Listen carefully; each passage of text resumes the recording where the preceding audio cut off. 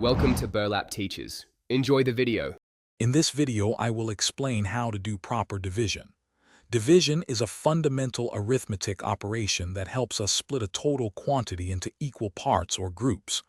We'll cover its essential components: the dividend, which is the number being divided; the divisor, the number doing the dividing; the quotient, our answer; and sometimes a remainder, which is any amount left over after the division process. Understanding these terms is the first step to mastering division. Now, let's walk through the systematic steps of long division. First, you divide the initial portion of your dividend by the divisor. Next, multiply the quotient digit you just found by the divisor.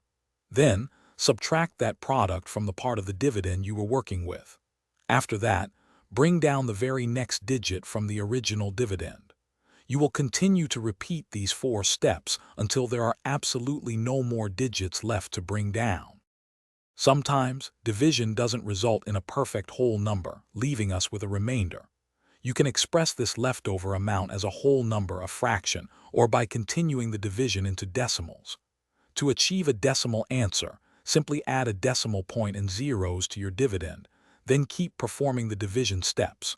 For instance, if you divide 7 by 2, the result is 3 with a remainder of 1, or 3 1/2, or 3.5. Division is incredibly useful in everyday life, from splitting a bill among friends to calculating the average speed of a car. It helps us distribute items equally or determine unit costs. To ensure your answer is correct, always check your work. Multiply your quotient by the divisor. If there was a remainder, add it to that product. The final sum should perfectly match your original dividend, confirming your division was accurate. Thanks for watching. Consider subscribing if this video helped you.